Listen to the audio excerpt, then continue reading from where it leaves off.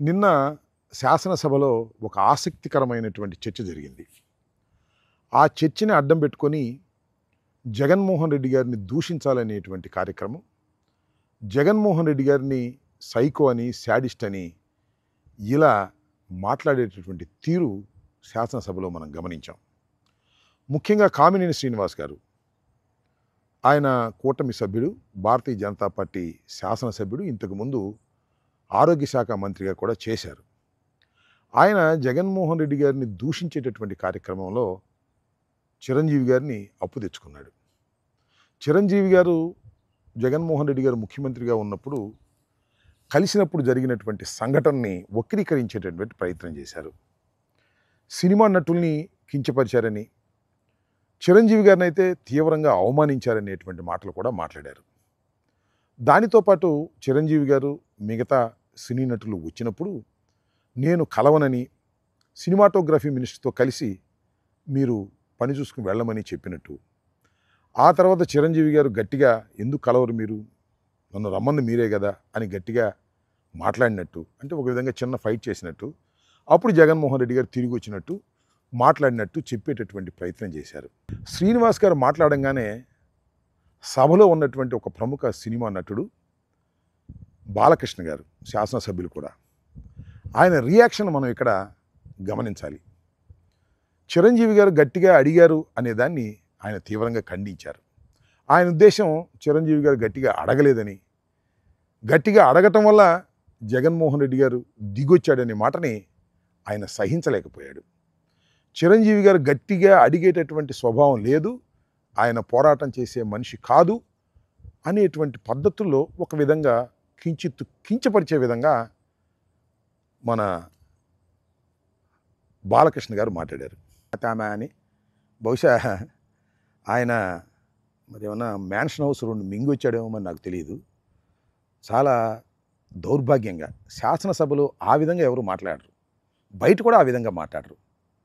అసలే కోతి కళ్ళు దాగిందన్నట్టుగా అసలే పెద్ద సైకో.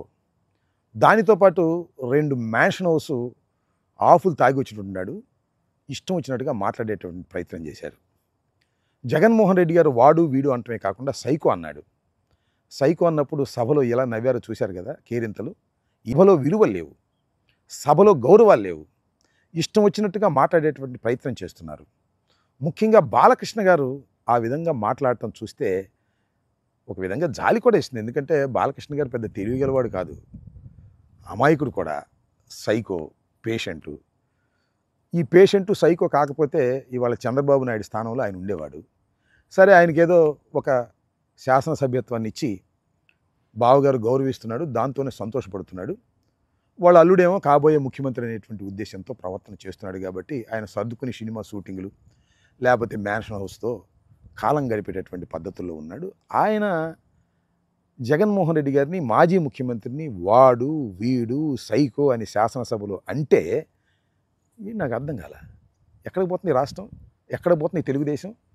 అడుగుతా ఉన్న సమాధానం చెప్పాలని కూడా ఈ సందర్భంగా చెప్పదలుచుకున్నాను.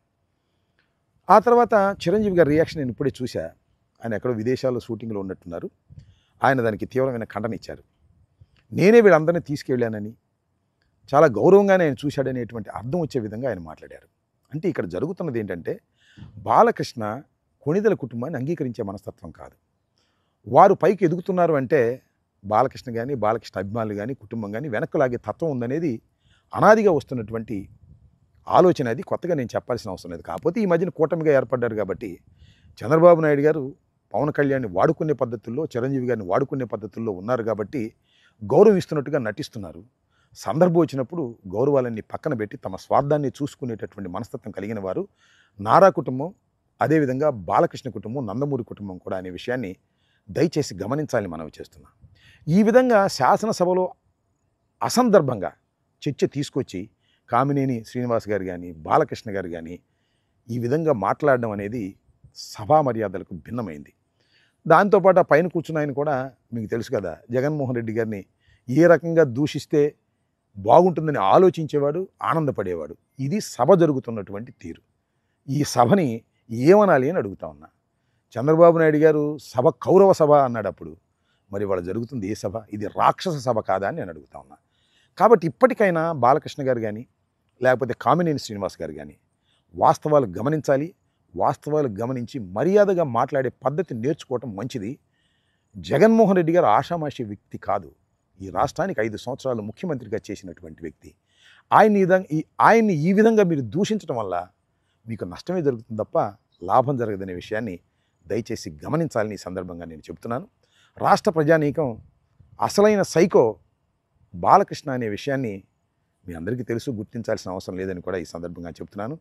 ఆయన సైకోతత్వానికి లేదా అమాయకత్వానికి బాధపడాలో సంతోషపడాలో ఎవ్వరికీ అర్థం కావడం లేదు. మీరైనా అర్థం చేసుకోవాలని ఈ సందర్భంగా కోరుతున్నాను. ధన్యవాదాలు.